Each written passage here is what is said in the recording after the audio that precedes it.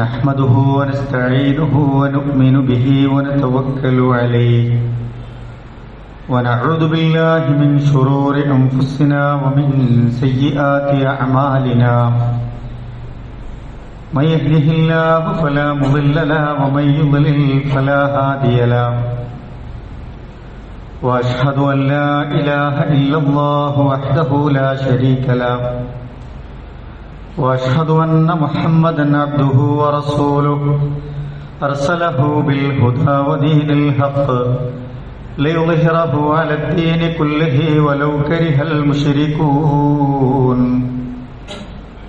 اللهم صل على محمد وعلى آل محمد كما صليت على إبراهيم وعلى آل إبراهيم وبارك على محمد وعلى آل محمد كما باركت على إبراهيم وعلى آل إبراهيم إنك حميد مجيد أما بعد فإن خير الحديث كتاب الله وخير الهدي هدي محمد صلى الله عليه وسلم وشر الأمور محدثاتها وكل محدثة بدعة وكل بدعة ضلالة وكل ضلالة في النار أعوذ بالله من الشيطان الرجيم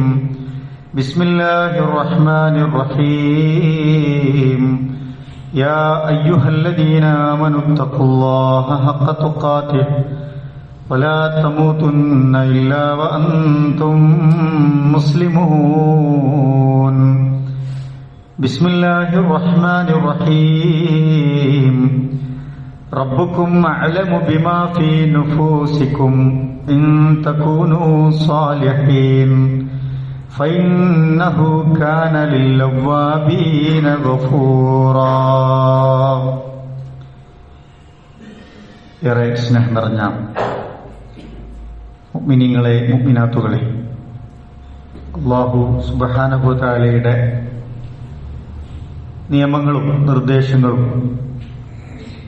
ഹബീബായ റസൂലുള്ളാഹി സ്വല്ലല്ലാഹു അലൈഹി വസല്ലമയുടെ ജീവിത നിർദ്ദേശങ്ങളുമൊക്കെ ജീവിതത്തിൽ പകർത്തി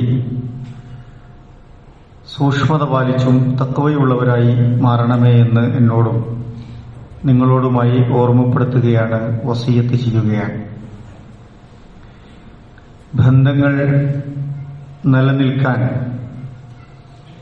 നാം ശ്രദ്ധിക്കേണ്ട കാര്യങ്ങളാണ് കഴിഞ്ഞ ഖുതുബയിൽ സൂചിപ്പിച്ചത്.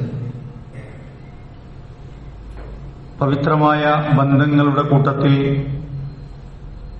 നാം ഏറെ പരിചരണവും അതുപോലെ തന്നെ ശ്രദ്ധയും സംരക്ഷണവും സുരക്ഷിതത്വവുമൊക്കെ നൽകേണ്ട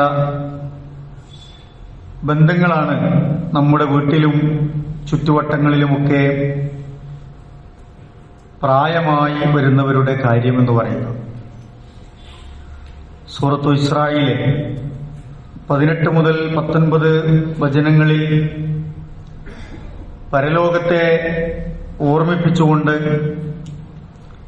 പരലോകത്തേക്കുള്ള വിഭവങ്ങൾ നിങ്ങൾ ഒരുക്കണം എന്ന ആശയം ഉൾക്കൊള്ളുന്ന വചനങ്ങൾ നമുക്ക് കാണാൻ കഴിയും. 20-21 വചനങ്ങളിൽ ഭൗതികമായ ഈ നേട്ടങ്ങൾ, ഭൗതിക വിഭവങ്ങൾ നിങ്ങൾ സ്വരൂപിക്കുന്നതിനേക്കാളൊക്കെ നിങ്ങൾക്ക് പ്രധാനം, നിങ്ങൾക്ക് മെച്ചപ്പെട്ടത് പരലോകത്തേക്കുള്ള സമ്പാദ്യമാണ് എന്ന് ഖുർആൻ ഓർമ്മപ്പെടുത്തുന്നുണ്ട്. ശേഷം 22-ാമത്തെ ആയത്തിൽ നിങ്ങളുടെ സൃഷ്ടാവ് അല്ലാഹുവിനോടൊപ്പം നിങ്ങൾ ആരെയും പങ്കുചേർക്കരുത്, ശിർക്ക് ചെയ്യരുത് എന്ന് ഓർമ്മപ്പെടുത്തുകയാണ്. ശേഷം അല്ലാഹു സുബ്ഹാനഹു വ തആല ഗൗരവത്തിലുള്ള ചില കൽപ്പനകൾ, വിധി പുറപ്പെടുവിക്കുകയാണ്. നമ്മുടെ നാട്ടിൽ ഒരു ജഡ്ജി ഒരു വിധി പുറപ്പെടുവിച്ചാൽ അതൊരു തീരുമാനമാണ്. അതുപോലെയുള്ള ഒരു പ്രയോഗമാണ് അല്ലാഹു സുബ്ഹാനഹു വ തആല ശേഷമുള്ള ആയത്തിന്റെ തുടക്കത്തിൽ പറയുന്നത്. വഖളാ റബ്ബുക എന്നാണ് പറയുന്നത്. ഒരു ഖളാ ആണ്, ഒരു കൽപ്പന, ഒരു ഓർഡറാണ്, ഒരു വിധിയാണ്. നിങ്ങളുടെ മേൽ അല്ലാഹു തആല വിധിച്ചിരിക്കുന്നു, നിങ്ങളുടെ രക്ഷിതാവ് വിധി കൽപ്പിച്ചിരിക്കുന്നു എന്ന് പറഞ്ഞാണ് ആ ആയത്ത് തുടങ്ങുന്നത്. എന്താണ് ആയത്തിന്റെ ഉള്ളടക്കം? അല്ലാ തഅബുദു ഇല്ലാ ഇയ്യാഹു, നിങ്ങൾ അള്ളാഹുവിന് മാത്രമല്ലാതെ ഇബാദത്ത് ചെയ്യരുത് എന്നാണ്. അള്ളാഹുവിനോ മാത്രമേ നിങ്ങൾ ആരാധനകൾ സമർപ്പിക്കാവൂ എന്നാണ്. ആ വിഷയം പറഞ്ഞതിന് ശേഷം അല്ലാഹു തആല സൂചിപ്പിക്കുന്നത് വബിൽ വാലിദൈനി ഇഹ്സാന എന്നാണ്. നിങ്ങൾ നിങ്ങളുടെ മാതാപിതാക്കൾക്ക് നന്മ ചെയ്യുക. എപ്പോഴാണ് അവർക്ക് കൂടുതലായി നന്മ ചെയ്യേണ്ടി വരിക? ഖുർആൻ വളരെ കൃത്യമായി അള്ളാഹുവിനോടുള്ള ഒരു ബാധ്യത, നമ്മളെ സൃഷ്ടിച്ച റബ്ബിനോടുള്ള ബാധ്യത ആദ്യം ഓർമ്മിപ്പിച്ചു. തൊട്ടുശേഷം സൃഷ്ടിജാലങ്ങൾക്കിടയിൽ, മനുഷ്യർക്കിടയിൽ ഏറ്റവും കൂടുതൽ ബാധ്യതയുള്ള മാതാപിതാക്കളെ പറ്റി ഓർമ്മപ്പെടുത്തുകയാണ്. വളർത്തി വലുതാക്കിയ മാതാപിതാക്കളോട്, പ്രായമായി വരുന്നവരോടുള്ള ബാധ്യതയെക്കുറിച്ചാണ് ഓർമ്മപ്പെടുത്തിയത്. വബിൽ വാലിദൈനി ഇഹ്സാന, എപ്പോഴാണ് അവർക്ക് നിങ്ങളുടെ സേവനം, നിങ്ങളുടെ സാന്ത്വനം, നിങ്ങളുടെ പരിചരണം, നിങ്ങളുടെ ആശ്രയത്വം ഒക്കെ എപ്പോഴാണ് വേണ്ടിവരിക? ഇമ്മാ യബ്ലുഗന്ന ഇൻദകൽ കിബറ, അവർക്കങ്ങനെ പ്രായമായി വരുമ്പോഴാണ്, വാർദ്ധക്യ സഹജമായ പ്രശ്നങ്ങൾ വരുമ്പോഴാണ്, അവർ കുറച്ചുകൂടി ഇങ്ങനെ ആയുസ് ഇങ്ങനെ മുന്നോട്ട് പോകുമ്പോഴാണ് നിങ്ങളുടെ സഹായവും സേവനവും സാന്ത്വനവും നിങ്ങളുടെ പരിചരണവും ഒക്കെ അവർക്ക് ആവശ്യമായി വരിക. ഖുർആൻ പറഞ്ഞു, അഹദുഹുമ, ഒന്നുകിൽ അത് വാപ്പയായിരിക്കും ആദ്യം ബാധിക്കുക, അല്ലെങ്കിലോ കിലാഹുമ, അല്ലെങ്കിൽ രണ്ടുപേരെയും ബാധിക്കാം, അല്ലെങ്കിൽ ഉമ്മയെ മാത്രമായിരിക്കാം. മാതാപിതാക്കൾ എന്ന നിലയ്ക്ക് അവരിൽ ഒരാൾക്കോ രണ്ടുപേർക്കോ ഈ വാർദ്ധക്യ സഹജമായ പ്രശ്നങ്ങൾ, പ്രായത്തിന്റെ അവശതകൾ ബാധിക്കുന്ന സമയത്ത് നിങ്ങൾ അവരോട് ഇഹ്സാൻ വർത്തിക്കണമെന്നാണ്, ഇഹ്സാൻ ഉണ്ടാകണമെന്നാണ്. ഇഹ്സാൻ എന്ന് പറഞ്ഞാൽ എന്താണ്? എല്ലാം നന്നാക്കി ചെയ്യുന്നതിനാണ് ഇഹ്സാൻ എന്ന് പറയുക. അവർക്കൊരു നല്ലൊരു സിറ്റുവേഷൻ ഉണ്ട്, അവർ ഡെയിലി ജീവിക്കുന്നതും ഭക്ഷിക്കുന്നതും കിടക്കുന്നതും അവരുടെ ചികിത്സയും അവരുടെ ജീവിതമൊക്കെ ഒരു നല്ല അവസ്ഥയിലാണ്. പക്ഷേ അതിനെ ഇഹ്സാനാക്കുക എന്ന് പറഞ്ഞാൽ അത് എന്നും മെച്ചപ്പെടുത്തിക്കൊണ്ടേയിരിക്കുക എന്നുള്ളതാണ്. മെച്ചമായത്, മികച്ചത്, ഒന്നിൽ നിന്നൊന്നിനേക്കാൾ നല്ലതായ രൂപത്തിൽ അവർക്ക് നൽകുക എന്നാണ് ഇഹ്സാൻ എന്ന പദം കൊണ്ട് ഉദ്ദേശിക്കുന്നത്.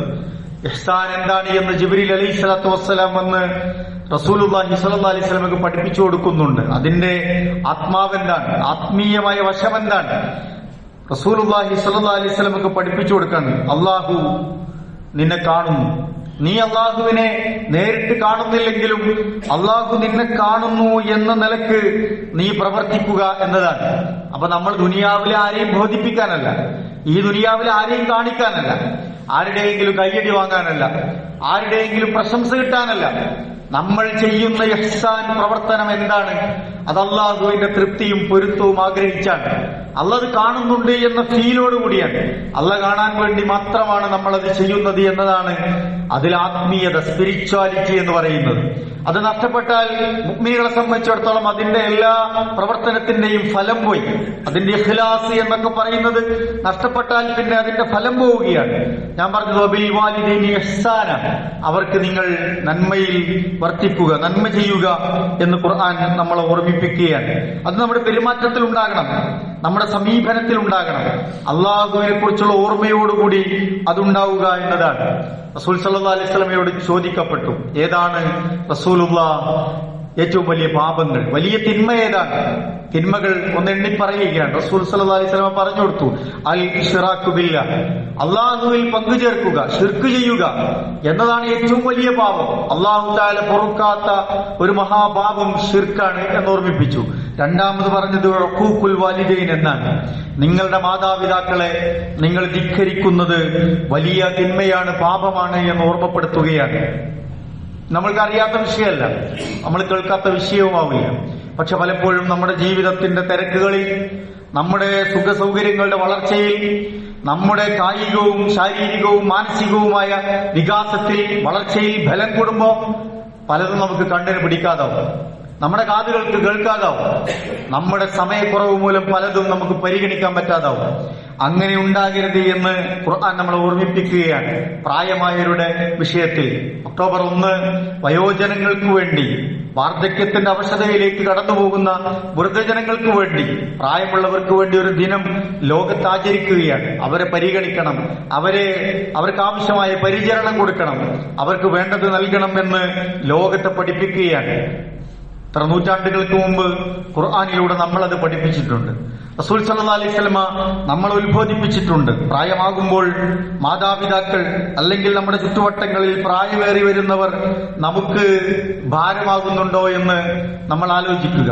മക്കൾക്ക് മാതാപിതാക്കളും പ്രായമേറിയവർ വീട്ടിലുള്ളതും ഒരു ഭാരമാകുന്നുണ്ടോ എന്ന് നമ്മൾ ആലോചിക്കുക. നമ്മുടെ ഈമാനെ ചോദ്യം ചെയ്യുന്ന ഒരു വിഷയമാണ്. നമ്മുടെ ഈമാൻ നഷ്ടപ്പെടുന്നിടത്തുള്ള ഒരു ചെറിയ വിഷയമാണ്. വളരെ ഗൗരവത്തിൽ നമ്മളെ ഓർമ്മപ്പെടുത്തിയ വിഷയമാണ്. അവർക്ക് ശ്രദ്ധ കൊടുക്കണം, പരിചരണം കൊടുക്കണം, പരിഗണന കൊടുക്കണം. ചെറുപ്പത്തിൽ നമുക്ക് നൽകിയ ശ്രദ്ധ എത്രമാത്രം വലുതായിരുന്നു. ഉമ്മയുടെ ഗർഭാശയത്തിൽ നമ്മൾ വളരുന്ന ഒരു സന്ദർഭത്തിൽ കൊടുത്ത പരിഗണന, അതിന്റെ ശ്രദ്ധ, ആ കുഞ്ഞിനെന്തെങ്കിലും സംഭവിക്കുമോ എന്ന നിലക്കുള്ള ആശങ്കകൾ, ഉറക്കമില്ലാത്ത രാത്രികൾ, എത്രയേറെ വേദനകൾ, വേവലാതികൾ, സങ്കടങ്ങൾ, പട്ടിണിയും പ്രയാസങ്ങളും ഒക്കെ ഉണ്ടെങ്കിലും പരിവട്ടങ്ങൾക്കിടയിൽ ആ കുഞ്ഞിനു വേണ്ടി ആ ഒരു ഉമ്മ കാണിച്ച പരിഗണനയും ശ്രദ്ധയും എത്ര വലുതായിരുന്നു. ഖുർആൻ അതാണ് പറഞ്ഞത്. ചെറുപ്പത്തിൽ അവർ നിങ്ങൾക്ക് ചെയ്ത നന്മ നിങ്ങൾ ഓർക്കണം, മറക്കരുത് എന്നാണ്. 9 മാസത്തെയും 10 മാസത്തെയും കണക്ക് പറയുമ്പോൾ നമ്മൾ ചൂടാകേണ്ടതില്ല. നിങ്ങൾക്കൊരു 10 മാസത്തെ കണക്ക് പറയാനേ ഉള്ളൂ എന്നൊക്കെ പലപ്പോഴും ചോദിക്കും. അത് ഓർക്കണമെന്നാണ് ഖുർആൻ നമ്മളെ ഓർമ്മിപ്പിക്കുന്നത്. ശേഷം കഴിഞ്ഞോ 4, 5, 6, 7 വയസ്സുവരെ നമ്മുടെ ജീവിതത്തെ, നമ്മുടെ നടത്തത്തെ, നമ്മുടെ വളർച്ചയെ, നമ്മുടെ എല്ലിനെ ബലമുള്ളാക്കുന്നതിന്, നമ്മുടെ വയറ് നിറക്കുന്നതിന്, നമ്മുടെ മാനസികവുമോ ശാരീരികവുമായ എല്ലാവിധത്തിലുള്ള പോഷണത്തിനും ആരാണ് താങ്ങും തണലുമായത് എന്ന് നമുക്കറിയാം. അറിയാത്ത കാര്യമില്ല, പക്ഷേ നമ്മൾ മറന്നുപോവുകയാണ്. മറക്കരുത് എന്ന് ഖുർആൻ ഓർമ്മിപ്പിച്ചു. നിങ്ങൾ വളർന്നു വരുമ്പോ നിങ്ങളുടെ മാതാപിതാക്കളെ, പ്രായമായവരെ മടുപ്പില്ലാതെ പരിചരിക്കണമെന്നാണ് ഖുർആൻ ഓർമ്മിപ്പിക്കുന്നത്. മടുക്കരുത് എന്നാണ്. മടുപ്പിക്കുന്ന തരത്തിലായിരിക്കും അവരുടെ പ്രായമായവരുടെ പെരുമാറ്റങ്ങൾ. അതുണ്ടാവുമെന്നാണ്. പ്രായമാകുമ്പോൾ പല തരത്തിലുള്ള പ്രയാസങ്ങളും നമുക്ക് അനുഭവിപ്പിക്കുന്ന സാഹചര്യങ്ങൾ ഉണ്ടാവും. പക്ഷെ നിങ്ങൾക്ക് മടുക്കരുത് എന്ന് ഖുർആൻ നമ്മളെ ഓർമ്മിപ്പിക്കുന്നു. വലാ തഖുൽ ലഹുമാ ഉഫ്ഫിൻ വലാ തൻഹർഹുമാ. 2 കാര്യം ഓർമ്മിപ്പിക്കുകയാണ്. സാധാരണ പുതിയ മനഃശാസ്ത്രമൊക്കെ പറയുന്നത് പോസിറ്റീവായ കാര്യങ്ങൾ നിങ്ങൾ കുറെ പറയുക, എന്നിട്ട് തിരുത്താനുള്ളത്, നിങ്ങൾക്ക് പാലിക്കാനുള്ളത് പറഞ്ഞാൽ മതി എന്നാണ് പുതിയ മനഃശാസ്ത്രം പഠിപ്പിക്കുന്നത്. ഖുർആൻ അവിടെ ഏറ്റവും പ്രാധാന്യമുള്ളത് വളരെ ഗൗരവത്തിൽ ഓർമ്മിപ്പിക്കുകയാണ്. വലാ തഖുൽ ലഹുമാ ഉഫ്ഫിൻ. അവരോട് നിങ്ങൾ എന്ന് പോലും പറയരുത്. അവർക്ക് മടുപ്പുണ്ടാക്കുന്ന, വെറുപ്പുണ്ടാക്കുന്ന ഒരു അരോചകം പോലും നിങ്ങളുടെ വാക്കുകൾ ഉണ്ടാകാൻ പാടില്ല. നിങ്ങൾ പെരുമാറ്റത്തിൽ ഉണ്ടാകാൻ പാടില്ല. വലാ തൻഹർഹുമാ. അവരെ നിങ്ങൾ ആട്ടി അകറ്റുകയും ചെയ്യരുത്, എവിടെയും കൊണ്ടിടരുത്. വൃദ്ധസദനങ്ങൾ പെരുകി വരുന്ന വാർത്തകൾ നമ്മൾ വായിക്കാൻ. മലപ്പുറം ജില്ലയിലാണ് കേരളത്തിലെ ഏറ്റവും കുറവ് വൃദ്ധസദനങ്ങളുള്ള ഒരു പ്രദേശമെന്ന് പറയുന്നത്. നമ്മുടെ വിശ്വാസം കൊണ്ടാണ്, നമ്മുടെ മുസ്ലിം ഭൂരിപക്ഷ പ്രദേശങ്ങളിൽ നമ്മൾ പാലിക്കുന്ന മര്യാദകൾ കൊണ്ടാണ്, അള്ളാഹുവിനെ പേടിയുള്ളതുകൊണ്ടാണ് അതെണ്ണം കുറഞ്ഞു വരുന്നത്. പക്ഷേ കാലം മാറുകയാണ്, സാഹചര്യങ്ങൾ മാറുന്നു, വീടുകളിലൊക്കെ ആളുകൾ കുറഞ്ഞു വരുന്നു, മക്കളുടെ എണ്ണം കുറയുന്നു, പലർക്കും ജോലിയുടെ തിരക്കുണ്ടാകുന്നു. നമ്മുടെ പെൺകുട്ടികൾ, പെൺമക്കൾ, മരുമക്കൾ, മക്കളൊക്കെ പഠിച്ച് ജോലി നേടുന്നവരാകുന്നു. വീട്ടിൽ ആളില്ലാത്ത സാഹചര്യങ്ങൾ ഉണ്ടാകുന്നു. കാലം മാറുകയാണ്. മാറ്റങ്ങളെ പ്രായമായവരും നമ്മുടെ മക്കളും കൂടെയുള്ളവരുമൊക്കെ ഉൾക്കൊള്ളുക എന്നതും വളരെ പ്രധാനപ്പെട്ട കാര്യമാണ്. നമ്മളെ സംബന്ധിച്ചിടത്തോളം പ്രായമായവരെ ഒന്ന് നിരീക്ഷിച്ചാൽ മനസ്സിലാവും അവരുടെ ഓർമ്മകൾക്ക് കുറവുകൾ സംഭവിക്കും. ഇന്നല്ലെങ്കിൽ നാളെ ചെറുപ്പക്കാരെന്ന് നമ്മൾ വിചാരിക്കുന്ന നമ്മൾക്കൊക്കെ ആയുസ്സുണ്ടെങ്കിൽ അനുഭവിക്കേണ്ട സന്ദർഭങ്ങളാണ് അതൊക്കെ. ഓർമ്മകൾ പതുക്കെ നഷ്ടപ്പെടും. ബുദ്ധിക്ക് ചിലപ്പോൾ തകരാറ് സംഭവിക്കും, ക്ഷമകേടുണ്ടാകും, ചൂടാവുന്ന പ്രകൃതങ്ങൾ ചിലപ്പോൾ കൂടി വരും. ഒന്നും അഫോർഡ് ചെയ്യാൻ പറ്റാത്ത, സഹിക്കാൻ പറ്റാത്ത സാഹചര്യങ്ങളിലൂടെ അവർ കടന്നുപോകും. അവരുടെ എല്ലുകൾക്ക് ബലം കുറയും. അവർ നടക്കുന്നതും അവർ പിടിക്കുന്നതും ഒക്കെ ബലക്കുറവുണ്ടാവും. അതിൻ്റെതായ പ്രശ്നങ്ങളൊക്കെ നമ്മുടെ വീടുകളിൽ ഉണ്ടാകും. ദുർബലമാകുന്ന ഒരവസ്ഥ ഉണ്ടാവും. മനസ്സൊക്കെ നിർമ്മലമായി വരും. വളരെ പരുക്കനായി, കഠിനമായി ഒക്കെ വളരെ ഗൗരവക്കാരനായവരൊക്കെ പതുക്കെ അവരുടെ മനസ്സൊക്കെ നിർമ്മലമാകും. സോഫ്റ്റായി മാറുന്ന സാഹചര്യങ്ങളുണ്ടാവും. പലരെയും ആശ്രയിക്കേണ്ട ഗതിയുണ്ടാകും. പറഞ്ഞത് തന്നെ ചിലപ്പോ അങ്ങനെ പറഞ്ഞുകൊണ്ടിരിക്കും. മക്കളായ നമ്മൾ, കൂടെ ജീവിക്കുന്നവർ ഒരു അണ്ടർസ്റ്റാൻഡിങ്ങോട് കൂടി പെരുമാറണം എന്ന് ഖുർആൻ ഓർമ്മിപ്പിക്കാൻ. നമുക്കാണ് അവിടെ അണ്ടർസ്റ്റാൻഡിങ് ഉണ്ടാകേണ്ടത്. പ്രായമായവർ ഒരു ഘട്ടം കഴിഞ്ഞാൽ പിന്നെ ഒന്നും പഠിച്ചെടുക്കാൻ കഴിഞ്ഞോളുന്നില്ല, പറയുന്നതും പ്രാവർത്തികമാക്കാൻ കഴിഞ്ഞോളുന്നില്ല. എത്ര വട്ടമായി ഞാൻ നിങ്ങളോട് പറയുന്നു എന്ന് പറയുന്നവരാണ് ആലോചിക്കേണ്ടത് എന്നാണ് ഖുർആൻ ഓർമ്മിപ്പിക്കുന്നത്. നിങ്ങൾ പറഞ്ഞിട്ട് കാര്യമില്ല, അത് മനസ്സിലാകേണ്ട, അത് ഉൾക്കൊള്ളേണ്ട, അതിന്റെ ഒരു സെൻസ് മനസ്സിലാക്കേണ്ട പ്രായം കഴിഞ്ഞിരിക്കുന്നു എന്ന് നമ്മളോട് ബോധ്യപ്പെടാനാ പറഞ്ഞത്. ചെറുപ്പക്കാരോട്, കൂടെ ജീവിക്കുന്നവരോട്, മക്കളോട്, മരുമക്കളോട്, കൂടെ വളരുന്നവരോട് അവരെയാണ് ഓർമ്മപ്പെടുത്തേണ്ടത് എന്നാണ്. നമ്മളാണ് അത് ഉൾക്കൊള്ളേണ്ടത്. ഒരു അണ്ടർസ്റ്റാൻഡിംഗ് ലെവലിൽ നമ്മൾ ഉണ്ടാകണം എന്നുള്ളതാണ്. ഒന്നും മിണ്ടാതിരിക്കാൻ പാകത്തിൽ അവരെ കൊണ്ടുപോയി ഒരു മൂലക്കൽ ഇരുത്താനല്ല നമ്മളോട് ദീൻ പഠിപ്പിക്കുന്നത്. മൈൻഡ് ചെയ്യാതിരിക്കണം എന്നല്ല ഖുർആൻ പറഞ്ഞിട്ടുള്ളത്. നിങ്ങൾ മൈൻഡ് ചെയ്തുകൊണ്ടേയിരിക്കണം. പക്ഷെ അതെങ്ങനെയാകണം? കുല്ലഹുമ ഖൗലൻ കരീമ, ഖൗലൻ കരീമ. നിങ്ങൾ അവരോട് മാന്യമായി സംസാരിക്കണം. നിങ്ങളുടെ സംസാരത്തിൽ മാന്യത കാണിക്കണം. വളരെ സോഫ്റ്റായി, വളരെ സൗമ്യമായി അവർ പറയുന്നത് കേട്ട് അതിന് നല്ല മറുപടികൾ കൊടുത്ത് അവരോട് നിങ്ങൾ സംസാരിച്ചുകൊണ്ടേയിരിക്കണമെന്ന് ഖുർആൻ നമ്മൾ ഓർമ്മിപ്പിക്കുകയാണ്. ആരായിരുന്നു അവർ? ഒരു കാലത്ത് നന്നായി അധ്വാനിച്ചവരാണ്, സ്വന്തമായി അധ്വാനിച്ചവരാണ്, സ്വന്തമായി തന്നെ ഭക്ഷണം കഴിച്ചവരാണ്, സ്വന്തമായി യാത്ര ചെയ്തവരാണ്, സ്വന്തമായി മരുന്ന് വാങ്ങി കുടിച്ചവരാണ്, സ്വന്തം കാര്യങ്ങൾ വൃത്തിയായി ചെയ്തവരാണ്. സ്വന്തം കാര്യങ്ങൾ മാത്രമല്ല, കൂടെയുള്ള കൂടപ്പിറപ്പുകളോട്, കൂടെയുള്ള രക്തബന്ധുക്കളോട്, കുടുംബങ്ങൾക്കൊക്കെ വേണ്ടി എല്ലാ കാലത്തും ആയുസ് സമർപ്പിച്ചവരാണവർ. അവർക്ക് മറ്റുള്ളവർക്ക് താങ്ങും തണലുമായവരാണവർ. അതുകൊണ്ട് നമ്മളത് പരിഗണിക്കണമെന്ന് ഖുർആൻ ഓർമ്മിപ്പിക്കുകയാണ്. അവർക്ക് പ്രായമാകുമ്പോൾ പലപ്പോഴും അവര് ഭക്ഷണമല്ല നമ്മോട് ആവശ്യപ്പെടാം. ഭക്ഷണമായിരിക്കൂല. നിങ്ങൾ ഭക്ഷണം കൊടുത്തില്ലെങ്കിലും ചിലപ്പോൾ ഒന്നും അവർ പറയില്ല. നിങ്ങൾ മരുന്ന് കൊടുത്തില്ലെങ്കിൽ അവരൊന്നും പറയില്ല. നിങ്ങൾ പോകുന്നിടത്തേക്കൊന്നും കൂട്ടിക്കൊണ്ടുപോയില്ലെങ്കിലും അവർ പരാതിപ്പെടില്ല. നിങ്ങൾ കഴിക്കുന്ന ആ ഭക്ഷണത്തിന്റെ രുചി ചിലപ്പോ ആ പ്രായമായ അവർക്ക് അറിയില്ല. അത് രുചിച്ച് അതിന്റെ ഒരു മധുരം നുണയാനുള്ള ഒരവസ്ഥയിലാവില്ല അവര്. പലപ്പോഴും പല ഭക്ഷണങ്ങളും കഴിക്കാൻ പറ്റാത്ത സാഹചര്യങ്ങളുണ്ട്. ഒന്നിനും കോളുണ്ടാകുന്ന ഒരു പ്രായമല്ല അത് എന്ന് നമ്മൾ മനസ്സിലാക്കണം. അവർ എന്താണ് ആവശ്യപ്പെടുന്നത്? ആ പ്രായത്തിൽ ഭക്ഷണത്തെക്കാളേറെ, മരുന്നിനേക്കാളേറെ നമ്മുടെ നല്ല പെരുമാറ്റമാണ് അവർക്ക് വേണ്ടത്. നല്ല സഹവാസമാണ് അവർക്ക് വേണ്ടത്. അവരോട് നല്ല വർത്തമാനങ്ങൾ പറയുകയാണ് അവർക്ക് വേണ്ടത്. അവരെ കൂടുതൽ നേരം കേൾക്കുക എന്നതാണ് നമുക്ക് ചെയ്യാനുള്ളത്. പല മക്കളും ചോദിക്കും, ഇവിടെ എന്തിന്റെ കുറവാള്? ഡോക്ടറെ സമയത്തിന് കാണിക്കണില്ലേ? നല്ല വീടില്ലേ? നല്ല റൂമില്ലേ? അതിനുള്ളിൽ എല്ലാ സൗകര്യം ഒരുക്കി തന്നിട്ടില്ലേ? എന്തിന്റെ കുറവാണ് നിങ്ങൾക്ക് എന്ന് ആരോടാ ചോദിക്കുന്നത്? സ്വന്തം ബാപ്പയോട്, ഉമ്മയോട്, പ്രായമായവരോട്, വാർദ്ധക്യത്തിന്റെ അവശതകളിൽ നിസ്സഹായമായി നിൽക്കുന്ന മനുഷ്യരോട് ചോദിക്കുകയാണ്, എന്തിന്റെ കുറവാണ് നിങ്ങൾക്ക് ഇവിടെ ഉള്ളത്? അവർക്ക് ഭക്ഷണത്തിന്റെ കുറവല്ല, അവർക്ക് മരുന്നിന്റെ കുറവാവില്ല. നിങ്ങളുടെ സ്നേഹത്തിന്റെ കുറവുണ്ട്, നിങ്ങളുടെ സമയം അവിടെ കൊടുക്കാത്തതിന്റെ കുറവുണ്ട്, നിങ്ങൾ അവരെ പരിഗണിക്കാത്തതിന്റെ കുറവുണ്ട്, ആവശ്യമായ ബഹുമാനം കൊടുക്കാത്തതിന്റെ കുറവുണ്ട്. പല കുറവ് അവർക്കുണ്ട്. പക്ഷെ അത് നമുക്ക് മനസ്സിലാവണില്ല, നമ്മൾ തിരക്കിലാണ്. നമ്മളാണത് മനസ്സിലാക്കാൻ ഏറ്റവും പാകപ്പെട്ട പ്രായമുള്ളവർ എന്ന് നമ്മളല്ലാതെ ആരാണ് പ്രിയപ്പെട്ടവരെ തിരിച്ചറിയുക? അതുകൊണ്ട് പ്രായപ്പെട്ടവരെ നമ്മൾ ഉൾക്കൊള്ളുക എന്നുള്ളതാണ്. ഖുർആൻ പറഞ്ഞു, വഖ്ഫിദ് ലഹുമാ ജനാഹദ്ദുല്ലി മിനർ റഹ്മ. എങ്ങനെയാണ് പരിഗണിക്കേണ്ടത്? പ്രായമായുമ്പോ അവർക്ക് നിങ്ങൾ കാരുണ്യത്തിന്റെ ചിറകുകൾ മനോഹരമായി വിരിച്ചു കൊടുക്കുക എന്നുള്ളതാണ്. കരുണയാണ് അവർക്ക് വേണ്ടത്. പ്രശ്നം നമ്മൾ മനസ്സിലാകുന്നുണ്ട്. പക്ഷേ അവരോട് തർക്കുത്തരല്ല, അവരോട് ഉപദേശങ്ങളല്ല, ശാസനകളല്ല, ഉപദ്രവങ്ങളല്ല, കണ്ണുരുട്ടലല്ല. ആ സ്നേഹത്തിന്റെ കരുണയുടെ ചിറകുകൾ അവർക്ക് നിങ്ങൾ ആ പ്രായമാകുമ്പോ വിരിച്ചു കൊടുക്കുക എന്ന് നമ്മോട് പറയാണ്. അത് വിരിച്ചു കൊടുക്കുമ്പോ ആത്മാർത്ഥമാണെങ്കിൽ നമ്മുടെ ഉള്ളിൽ നിന്ന് അത് വരും. റബ്ബി റഹംഹുമാ, പടച്ചോനെ എന്റെ വാപ്പക്ക്, ഉമ്മക്ക്, പ്രായമായവർക്ക് നീ കരുണ ചെയ്യണേ എന്ന് ആത്മാർത്ഥമായി അവരുടെ ഉള്ളിൽ നിന്ന് വരും. എന്തുകൂടി ഓർക്കുന്നവർക്ക് ഖുർആൻ പറഞ്ഞു, കമാ റബ്ബയാനി സഗീറ, എന്റെ ചെറുപ്പം എത്രമാത്രം അവർ എനിക്ക് വേണ്ടി കഷ്ടപ്പെട്ടിരിക്കുന്നു. അതുകൊണ്ട് പടച്ചോനെ അവർക്ക് കരുണ കൊടുക്കണേ എന്ന് പ്രാർത്ഥിക്കുകയാണ്. മാതാപിതാക്കളുടെ പരിചരണം, പ്രായമായവരുടെ സംരക്ഷണം.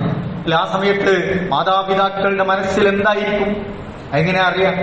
പരിചരിക്കുന്നുണ്ട്. ചിലരൊക്കെ യാന്ത്രികമായ പരിചരണമായിരിക്കും, ചിലത് വളരെ ആത്മാർത്ഥമായിരിക്കും. അതിനുവേണ്ടി ജീവിതം ഒഴിഞ്ഞു വെച്ചവരുണ്ട്.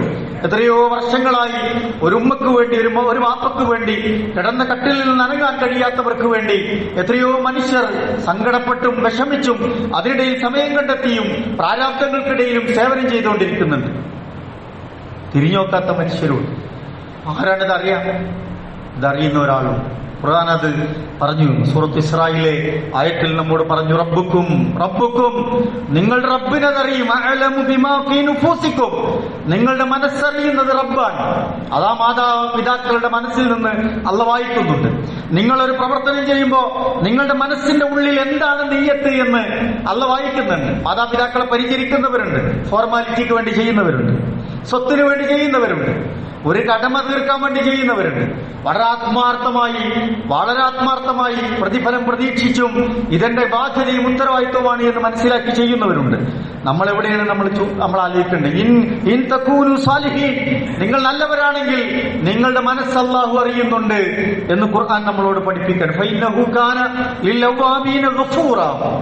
എന്തെങ്കിലുമൊക്കെ പോരായ്മകൾ നിങ്ങളുടെ ആ നോട്ടത്തിൽ പറ്റിപ്പോയിട്ടുണ്ടെങ്കിൽ നിങ്ങൾ അള്ളാഹുവിനോട് പ്രാർത്ഥിച്ചാൽ മതി, തൗബ ചെയ്താൽ മതി, അള്ളാഹ് അത് പുറത്തു തരുന്നതാണ് എന്ന് ഖുർആൻ പറയണം. ആത്മാർത്ഥമായി ചെയ്യുന്നവർക്ക് ചിലപ്പോൾ ഒരുപാട് ആക്ഷേപങ്ങൾ കേൾക്കേണ്ടി വരും. പ്രായമായവർ ചിലപ്പോൾ 24 മണിക്കൂറും അങ്ങനെ കർമ്മനിരതമായി സേവനം ചെയ്യണ സാന്ത്വന പ്രവർത്തനങ്ങൾ നടത്തുന്ന മക്കളോ മരുമക്കളൊക്കെ ഉണ്ടാവും. പക്ഷേ ആട്ടും തുപ്പൊക്കെ ഇങ്ങനെ കേൾക്കേണ്ടി വരും. ഒരു നല്ല വാക്ക് ചിലപ്പോൾ ആ പ്രായത്തിൽ തിരിച്ചു കിട്ടൂല, വിഷമം വരും. ചിലപ്പോൾ നിങ്ങൾ വിഷമിക്കേണ്ടതില്ല.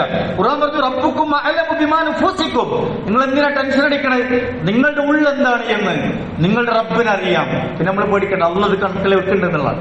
ആരും കണക്കിൽ വെച്ചില്ലെങ്കിലും അള്ളാഹുവിന്റെ കണക്ക് പുസ്തകത്തിൽ അതുണ്ട് എന്ന് ഖുർആൻ നമ്മളോട് പറഞ്ഞു തരാൻ.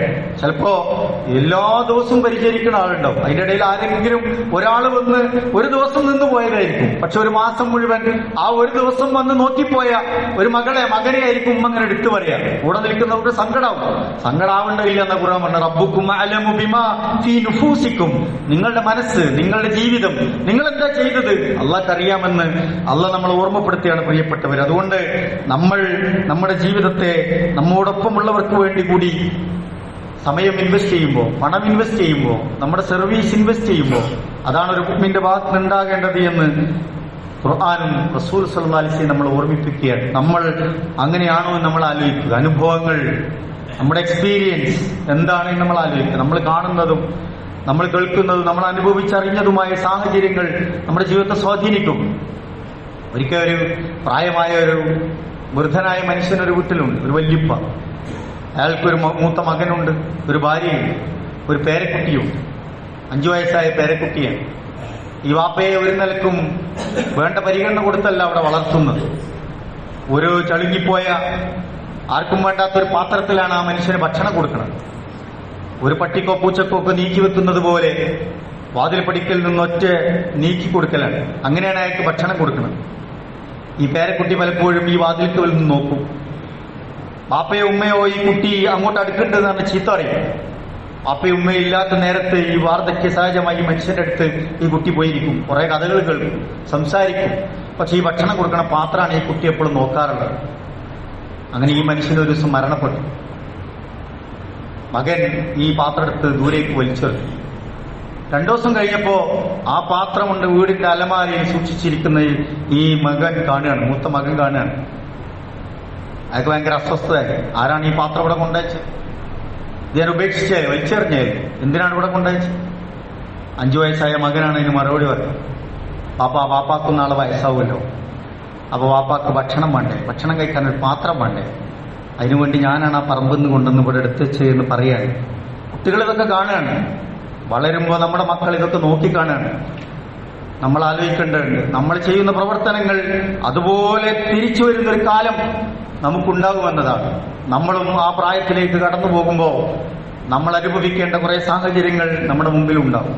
അതിന് നമ്മളതൊക്കെ ആലോചിക്കേണ്ടതുണ്ട്. അതുകൊണ്ട് പ്രായമായ ആളുകളുള്ളിടത്തൊക്കെ നമ്മൾ കുറച്ചുകൂടി കരുതലുണ്ടാകണം, സ്നേഹം കൊടുക്കണം, പരിഗണന കൊടുക്കണം. 4 ടൈപ്പ് പരിഗണന അവർക്ക് വേണ്ടി വരും. അവരുടെ വൈകാരികമായ ഒരു പരിഗണന, ഒരു പിന്തുണ നമ്മൾ കൊടുക്കേണ്ടി വരും. സ്നേഹവായ്പകൾ കൊണ്ട്, തലോടൽ കൊണ്ട്, കൂടെ നിന്നുകൊണ്ട് ഒരു ഇമോഷണൽ ടച്ച് നമുക്ക് കൊടുക്കേണ്ടി വരും. ശാരീരികമായ പരിമിതികളെ മറികടക്കാനുള്ള കാര്യങ്ങൾ ചെയ്യേണ്ടി വരും. മരുന്ന് കൊടുക്കേണ്ടി വരും, ചികിത്സിക്കേണ്ടി വരും. അവർക്ക് ശാരീരികമായ ബലത്തിന് വേണ്ടി കാര്യങ്ങൾ ചെയ്യേണ്ടി വരും. സാമൂഹ്യമായ ചില ബഹുമാനങ്ങൾ കൊടുക്കേണ്ടി വരും. അവരെ ആദ്യം പറയാൻ അനുവദിക്കേണ്ടി വരും. അവരെ കാണുമ്പോൾ നമ്മളത് ബഹുമാനിക്കേണ്ടി വരും. അവർക്ക് സമൂഹം കൊടുത്തിരുന്ന അംഗീകാരങ്ങൾ അവരെ ഓർമ്മപ്പെടുത്തേണ്ടി വരും. മറ്റൊന്ന് ആത്മീയമായ അവരുടെ കാര്യങ്ങളാണ്. നമസ്കാരം ചിലപ്പോൾ അവർ മറന്നുപോകും, നമുക്ക് ചെയ്യേണ്ടി വരും. അവരുടെ പല ഉത്തരവാദിത്തങ്ങളും ബാധ്യതകളും നമ്മൾ ഏറ്റെടുക്കേണ്ടി വരും. അതൊക്കെയാണ് പ്രിയപ്പെട്ടവരെ അവർക്ക് വേണ്ടി നമുക്ക് ചെയ്തു കൊടുക്കാൻ. നമ്മളാണിത് ചെയ്യേണ്ടത്. നമ്മളിത് ചെയ്യുന്നില്ലെങ്കിൽ ആരാണിത് ചെയ്യുക? അത് നമ്മുടെ ബാധ്യതയും കടമയുമാണ് എന്ന് മനസ്സിലാക്കി നമ്മൾ പ്രവർത്തിക്കുക. പോരായ്മകൾ അല്ലാഹു തആല നമുക്ക് പുറത്ത് മാപ്പാക്കി തെരുമാറാവട്ടെ. കൂടുതൽ ഇഹ്സാൻ ചെയ്യാനുള്ള ആഫിയത്തും തൗഫീഖും അല്ലാഹു നമുക്കെല്ലാവർക്കും നൽകി അനുഗ്രഹിക്കുമാറാവട്ടെ.